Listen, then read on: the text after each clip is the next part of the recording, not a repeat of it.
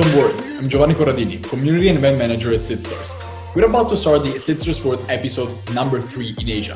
You should expect 4 exciting startup pitches and an announcement of who will be the one startup finalist in Asia that will represent this country in the finals.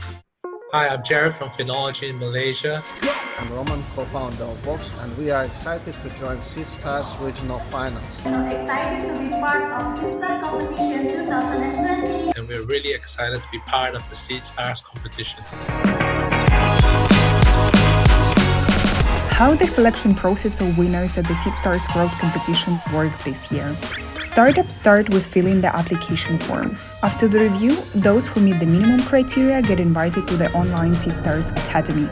Throughout the academy, we monitor the performance of the entrepreneurs as they get assigned to courses and tests. Upon the completion of the academy, startup that score the highest get invited to meet with the Seedstars World team and mentors on one-on-one. As the last step, we invite outstanding experts in their fields as jury members to the online pitching episodes. All those components help us form a solid and complex decision on who Seedstars startup finalists are.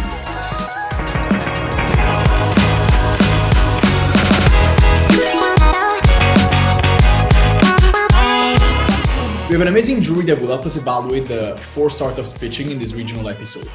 Ivan Ivanov, founding partner at Ubicon VC, Hong Kong. Liliana Abdul Latif, CEO at Better Foundation, Malaysia. Katrina Chan, director at Cuba Innovation Hub, Philippines. Doris Clements, head of partnership Southeast Asia at Seedstars from Austria.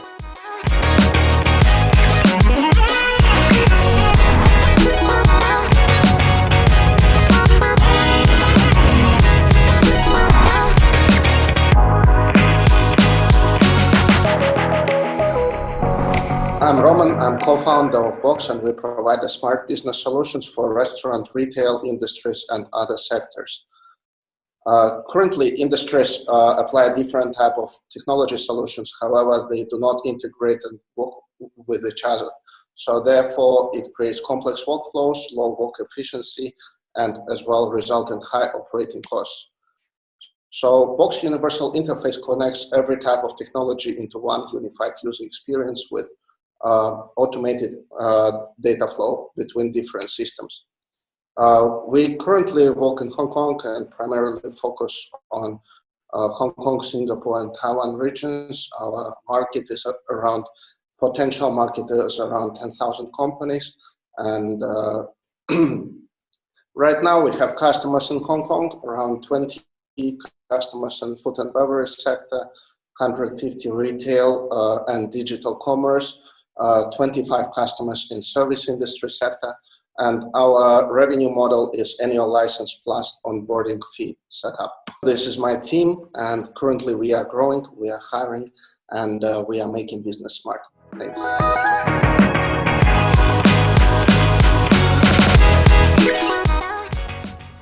Well, what's your strategy for go-to-market? How do you get all these customers to sign up to Box? I didn't mention Box currently is a science park company. In incubation program Incu app, also Science Park is one of our customers as well. And we have customers who are universities, such as City University of Hong Kong, Polytechnic University of Hong Kong. And right now, our all customer base is just purely recommendation, word of mouth. In our long-term strategy, we plan to partner with consulting firms. Actually, right now, this year, we have been audited by Deloitte, PwC. We constantly participate in research with companies like Gartner, and we plan to use these sales channels in the long term to expand our market. Thank you for your presentation. Could you tell us a bit more about what you'd say is your key differentiation? So while most of companies provide technology, let's say one is ERP, another one is POS, another company provide mobile application service. Box is a integrated platform as a service. So Box actually connects all technology, as well as we have ERP, POS, and so on as a modules. But initially, it's all automated in an old way, let's say if the company used SAP and mobile app integration can take 6 months or maybe $500,000 easily. In Box is integrated automatically. So therefore, companies no need to spend 6 months waiting and searching for the system integrator. But quick follow-up, does that mean that they have to be using all of the solutions, or they can be using their own existing kind of systems and then you just integrate it? So practically we have our own systems as well as third-party systems. So let's say if you would like to use Salesforce, you can still plug to connect to Box. If you would like to use some other system, you also just can connect to Box. We will do it with our technology. Thank you. Yeah, I also have a question. So how about the traction in numbers? I mean, like revenue, customer acquisition cost? Thank you. So as I mentioned, we have right now around 200 customers. I can say some of them are early adopters and they pay quite low fee. But on average, our annual subscription is around $7,000. And yes, we have over 100 paid customers. And also we work with subsidy funds such as we are DB's provider. We work with TVP fund, government fund. So for example, retail customers who are legitimate companies, they can claim back the money from the tax, for example. So that's one of the ways we currently work with our customers. And yeah, you can estimate the revenue numbers from this, I think.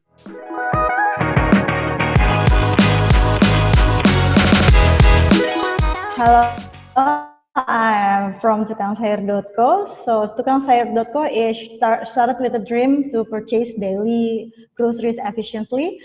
Along the way, Toesco also hoped to participate in massive new job creation with creating new entrepreneurs managing their own online grocery store in their area. Deliver 1 million order fresh product in one day all over the Indonesia within 4 hours with a low and flat delivery cost. So why our customer love us is because we work as a location-based service with a flat delivery service, and we 100% guarantee of the fresh product. And within 200K downloader by November 2020, we achieved more than 250,000 order until November 2020. And the revenue itself is 2.2 billion rupiah on this year. So how do we monetize? Is by 40% portion from 10% profit margin from the market-based price, and from the delivery fee is 20% from 212K flat delivery cost.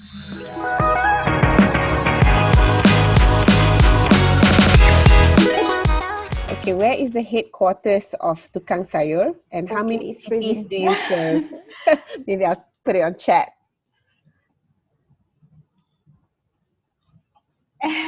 Okay. Headquarters right now is like on April we have 28. Right now we have 28 cities around Indonesia with 350 area coverage across Indonesia that already doing the. Okay. Yeah. So about the headquarter, I don't exactly know what the headquarter is. Can you Ibu pejabat headquarters like operasinya dari mana? Operasinya dari mana? Dari Jakarta atau Surabaya? Okay.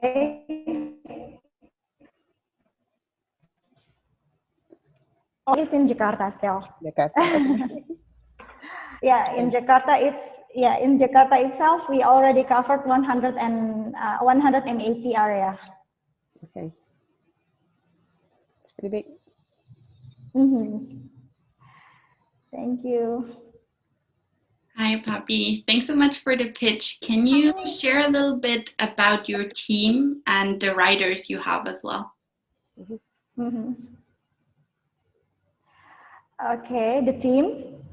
Okay, this is the founders. The founders, our CEO is Pacheli Triwibowo.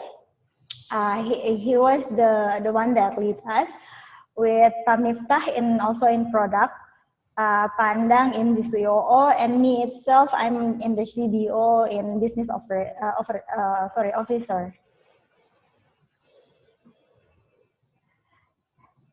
Yeah.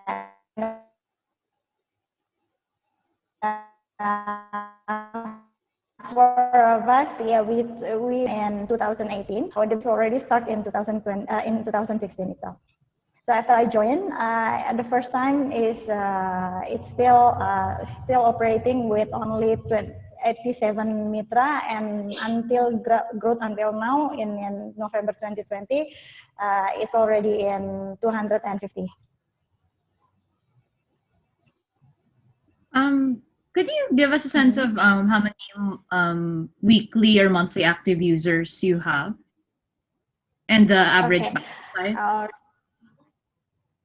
Okay, the average basket size in today is around 150,000 rupiah, and the active user right now is 8,000 people, and we're still an organic user.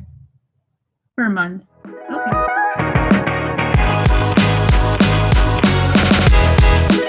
Hey to everyone, thanks for having me. In this day and age, getting access to financial products should be a simple process. But most of the time, it isn't really simple. Underwriting decisions are hidden behind opaque processes, accessible only via the services of a salesperson, and I believe you all know that well. Phenology makes financial products readily accessible everywhere using our seamless underwriting technology and our wide market reach. What makes us special is that large digital platforms, they love how easy it is to start offering financial products to their user base. We enable instant underwriting from multiple lenders and insurers using a set of universal APIs. And we get paid a percentage of each transaction plus a tech enablement fee. We started our company in 2017, and in 2020, which is this year, we have reached $1 million in revenue. We hope to have your support as we continue this journey to be the largest digital broker in ASEAN. Thank you.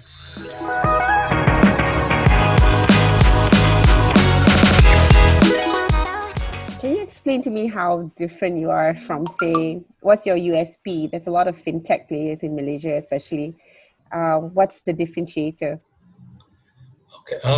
The huge differentiator is that we don't have to necessarily own our channels. For example, one that is always we are brought up against is Ringgit Plus. So Ringgit Plus has this aggregator website, right? But if you look at where most of our volume and our reach comes from, it doesn't actually come from our website or aggregator. What we do is we provide them as a universal set of APIs, which Ringgit Plus's competitor, iMoney, for example, they also rely on us to provide the underwriting instantly. So you see our things on iProperty, but you don't know it's us.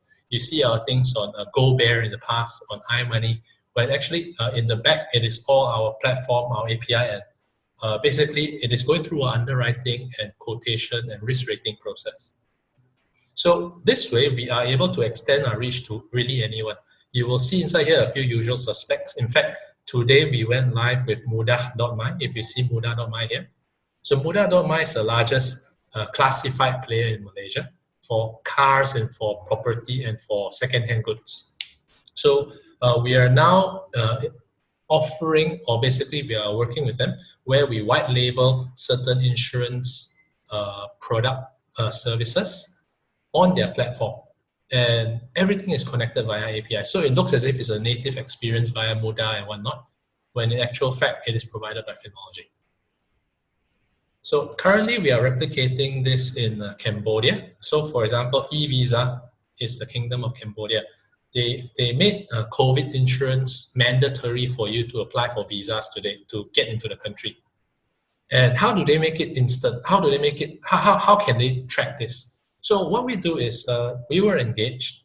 We went inside there. We did a couple of presentations. We talked about it, and finally we will be providing this our technology so that when you go as a Chinese tourist, if you apply for a visa on for a visa on their e-application platform, you are able to actually opt in to also get the COVID insurance if you don't already have it. So that is the huge difference, where everybody is owning the top of the funnel. The top of the funnel meaning where you get the eyeballs and you get the traffic in. We are actually providing and we are democratizing the underwriting process instantly as a service. So any of these platforms can come and work with us. Ringgit Plus, we welcome ourselves working in them. Good for Thank you. Thank you, Very Jared. interesting.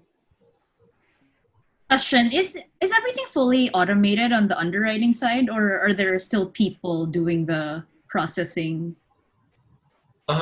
It depends on which product. So in most of our implementations, if it is done perfectly, it is purely automated, including the risk ratings, the dynamic pricing and whatnot.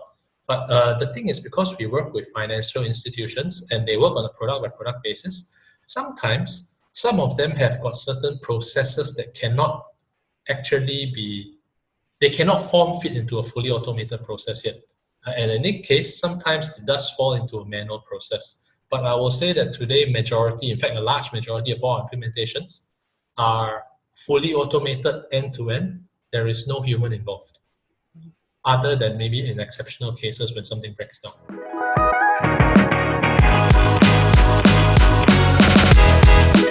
Smaller hospitals in the Philippines and other emerging markets spend up to 50% more when they buy medical supplies. The process is manual and takes 2 to 3 weeks, which could mean lives lost. They are underserved, even though they account for 70% of all hospitals and 80% of all medical spending. We built MedHive to fix all of that and have been doing it for our 200 plus customers who already save 30 to 70% and can process what took weeks in just 2 to 3 days.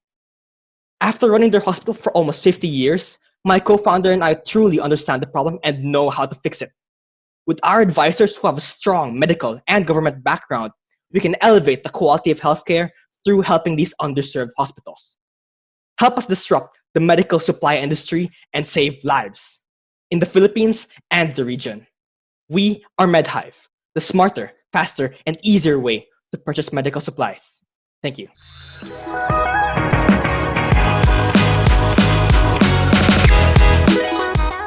Yeah, actually, do you know the project called BuyHive? BuyHive? It's actually your direct competitor from Hong Kong, and they're also doing pretty much well with these PPEs this year. And of course, this year all these products are in high demand, and so this kind of companies, they're doing like huge revenues. But what's your projection after the pandemic? So actually, all these problems we're tackling now have already been here even before the pandemic. And we're able to understand these problems very well because our co-founder, Nigel, has been working with the two hospitals that they own for over 50 years. And we've been seeing that these problems have already been a big problem, especially for small regional hospitals. And so we're seeing that even after the pandemic, these hospitals will still be having these issues, similarly as we've been working with them even before the pandemic. Okay, so your focus is mainly, especially like on hospitals and clinics who are buying some medical equipment, right? Yes. Right. So our main target is right now is private hospitals in the small to medium sector. And are you working only in Philippines or any other countries? So currently we're working from the Philippines and we're still making sure that we establish the base in Philippines before expanding to other countries. Okay. Thank you, Ivan. Hi, Gabriel. What would you say is your competitive advantage? So also now knowing that there's competition in the market, how do you make sure that you stay on top?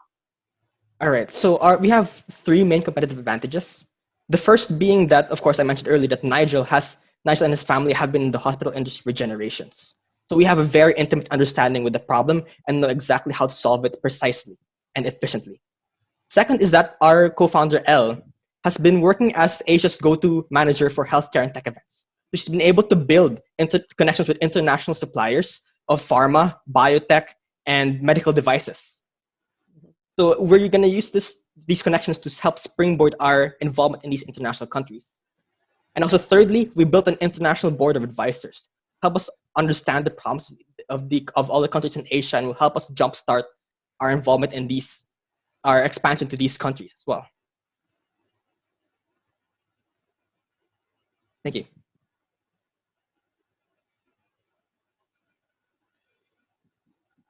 How many hospitals and clinics do you serve so far? So currently we have 209 hospitals and clinics out of the 22,000 hospitals and clinics in the Philippines. And how many of those hospitals and clinics do you think you will be onboarding next year? So currently we're targeting 1,000 hospitals next year. Is the average monthly basket size, is that already accounting for a significant portion of their spend? And what are your margins on that? So currently our business model is like an average of a 7.5% commission from the suppliers. And also actually 4,000 monthly is not a significant portion of their spend. So currently we're still increasing it. So we expect that by next year, we'll be able to hit at least 12,000 average monthly basket size.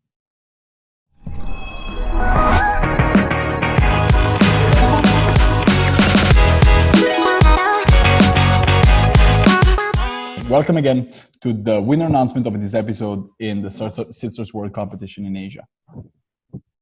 Poppy from Tukang Sayur. You're working in a sector that is definitely booming, and you had a very strong push during COVID-19. You have achieved a very good traction so far with 28 cities covered and a strong customer base. However, this is a highly competitive sector with already many existing solutions and new entrants, all fighting to get market share. So we are curious to see how you will handle this and create a strong competitive advantage over the upcoming month. Jared from Phenology. You stood out for a unique business with a very smart use of APIs. You definitely have a great business model, which makes your solution easily scalable, and you've already onboarded many important partners on the banking and insurance side. We're looking forward to see how you will grow your direct user adoption in the near future and further scale your operations. Roman from Box. Box is a very interesting solution. It is definitely valuable for retailers and other businesses to have one integrated platform that decreases costs and increases efficiency and data analysis. However, there are many competitors looking at API integrations. So the key to succeed would be to reduce the customer acquisition cost as much as possible. And it wasn't really clear for us what your strategy will be to do so. Gabriel from MedHive. We were impressed by what you have achieved in such a short period of time with MedHive. You have managed to rapidly scale operations and onboard more than 200 hospitals and clinics in Manila, and you have a great team, and definitely the team's network has resulted to be a key strength so far. However, the journey to take this business to the next level is still long, and we are very curious to see how you will manage to scale the operations in the Philippines and become the market leader.